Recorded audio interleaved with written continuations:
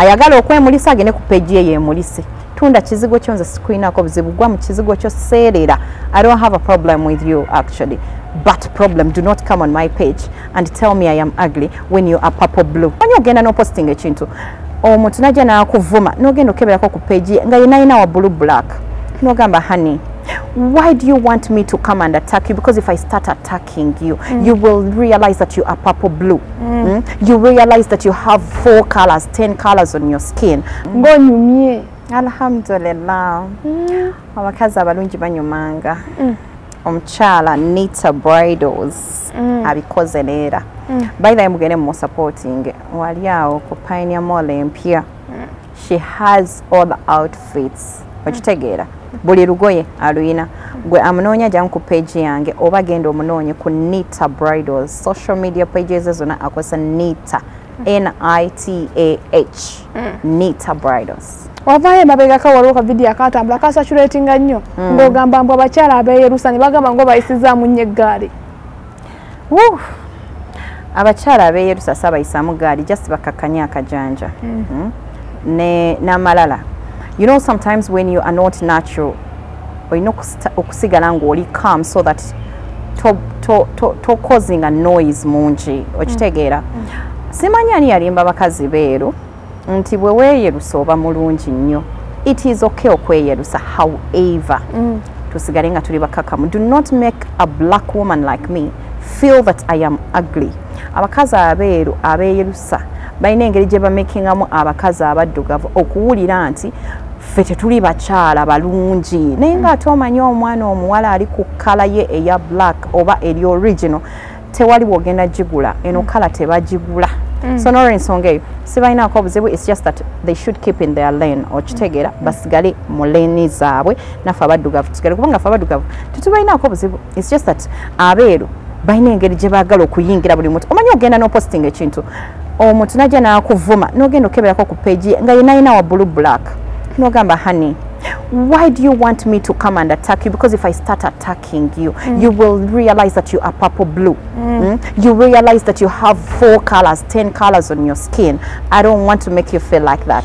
Kitegera. So, semo bubi nchiddamu abakyala abeeyerusa sibalinaako obuzibu naye basigale mu bifo byabwe. Naye lwemye ebbanga lye bakuvumidde lye bakugambye nga bakomentinga ako kakeeka kuluma. Nedda si kyekyo nti nno kekanoma. By the way nze tekinnoma naye just ekyenjagala bategeere nti si baakabi nga bwe balowooza oba bagamba batya si bakitalo.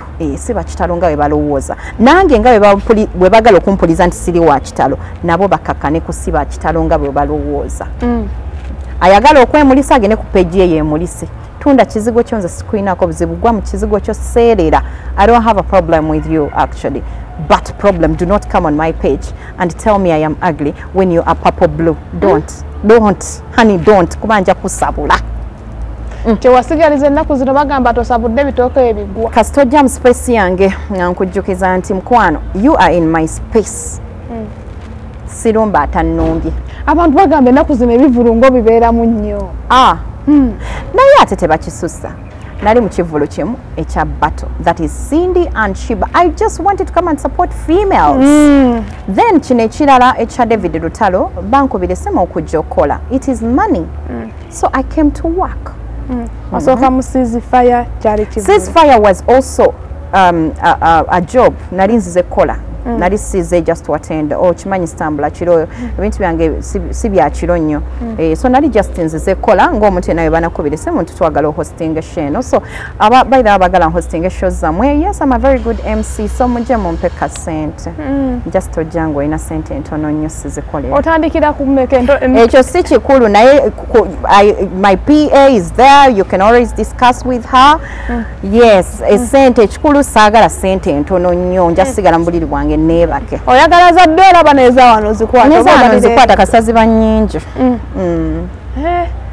Abantu tebakuja ne bagamba weeramula. Ate nina gwenkase okujja ku nkimu. Nze sina gwenkase. Banaye buli eyeeramula itizoke tomu booking. No simo bubi.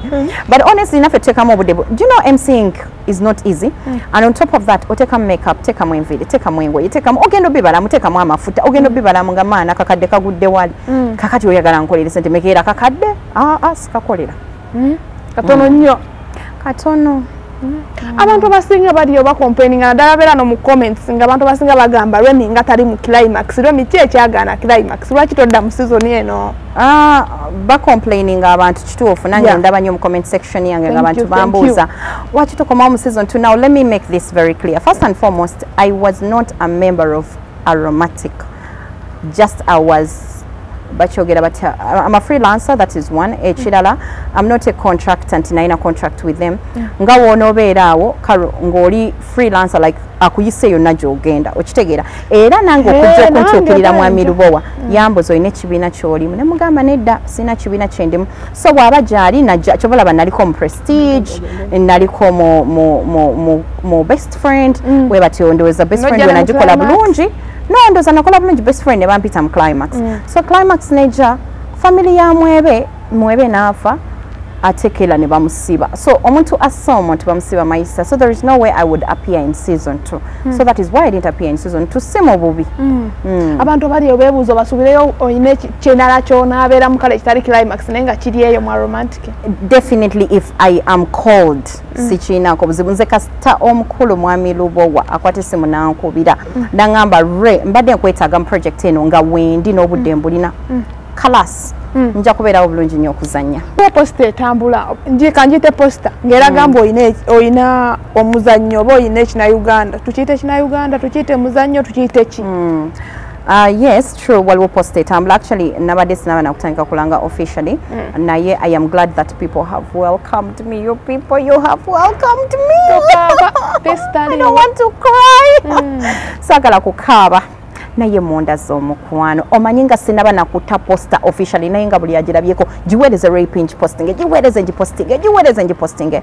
Let me officially say this nga ennaku z'omwezi 4 November omwezi gwe banzaaliramu bannange mujja ku theatre La Bonita nina chetuyise movie premiere tuba already movie twagikola dda kuba ndabe abantu banya bajja mu inbox yange nange njagala okuzanya movie eno tuba twagikola dda ne tugi recordinga ne tugi shootinga ne wakati bwe mujja tugiraba ffenna okitegeera ne tugiraba ne tugiteeka wali ne tugimalayo so that is why mbaita lwaki nkola movie eno movie teri just ku byange wabula turanisa domestic violence kyetuyise obutabanguko mu maka bantu bangi nnyo balina obutabanguko mu maka jangu olabe rape kyasobola okukola mu kuranisa obutabanguko mu maka n'obutabanguko mu maka nga tomanyi engeri gy'oyinza bumalawo jangu olabe movie eno ogenda kutegeera lwaki olina obutabanguko mu maka oyinza buranisa otya era nsonga ki lwaki tulina obutabanguko mu maka ddala mu nsi yaffe eya Uganda njagala twekulaakulanye njagala twefeeko ng'abannayuganda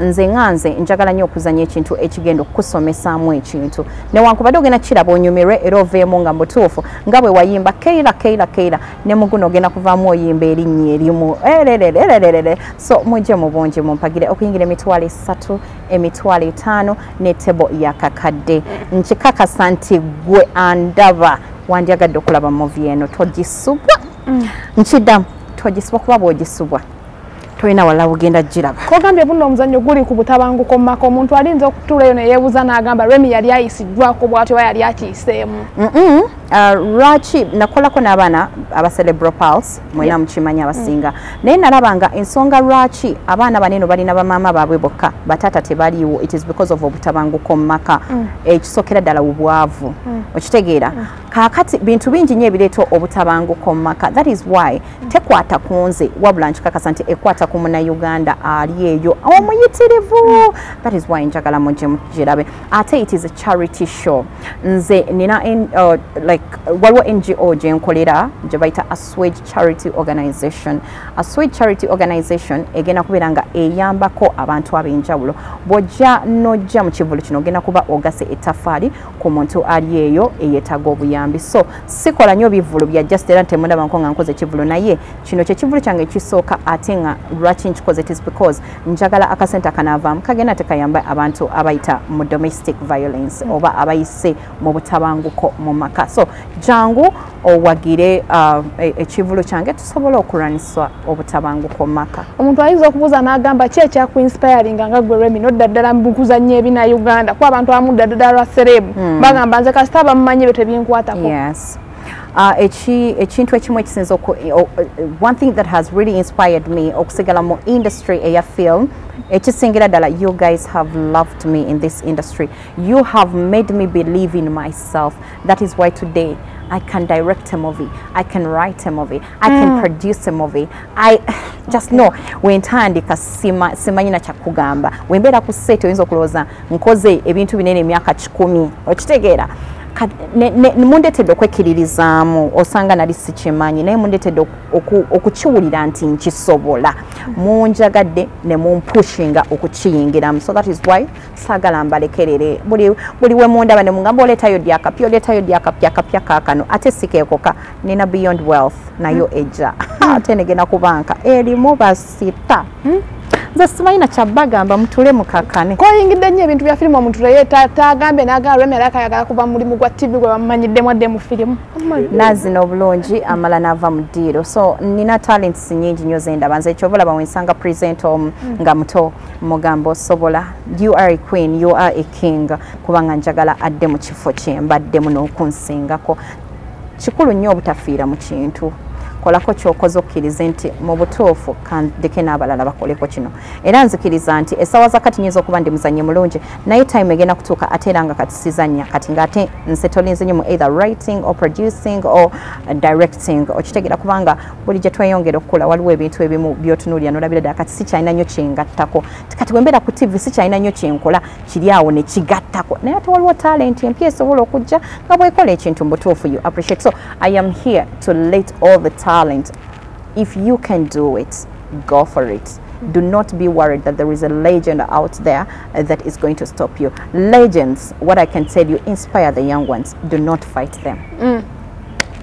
Amabegana bayininga nati nedasimu nze kale just binyemera ebintu ebyo by'abazungu ng'omusajja n'engeri gya mboba nakola atanga yekabya lwaki fe abakazi wano Uganda ffe tulina okukaaba abasajja mbo tebaba emotional oba olw'okuba balowooza sente zaabwe ziba tutaddemu tujja zibaddiza bamikwano era nze namuwoninga ne mugamba cocktail, my heartbeat, my everything now.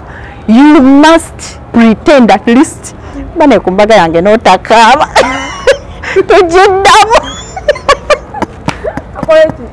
kale ayinako kale n'owatakaaba weefuula akaaba mbu noonyingira like mbu bride mbu obeere ng'oli surprised okulaba bride wo bana abo abantu babikola. Those are black Americans, those whites. There is a way a man just stands like this n'alaba mukazi we nalabira ddala banange nga byaddala abaffe abawano babanga biti odvayo bati noyingira omanyi ngoyingidde room naga yangu ebifaananyi va mu bifaananyi omusajja wawa nakugamba nga kyokka gwe ogusoose okulaba mu gawuni nakugamba yangu ove mu bifaananyi obudde bugenda abantu babiri ku reception batuyisa ddala oyo aba alowooza kugwa babalowooza ku sente cocktail n'omala ekikola nkulayira nja kuleka ku mukolo sirituuka ku reception. Omuwoninga ali bweru twaki omuwoninga ng'oli naye wa namukubira n'essimu ati batubagamba lwaki tamukubira ssimu lwaki obitugamba ne mbagala ku social media mbatumye bw'anaawulira amaloboozi nga mangi nga taliwulidde limu ajja tegeera ndi serious. So mwebale nnyo by the way obubaka bwatuka nga mwamukubira nagenda omukubira ne mugamba nti bana entumye ba social media inos nga ngamba babe I already had them.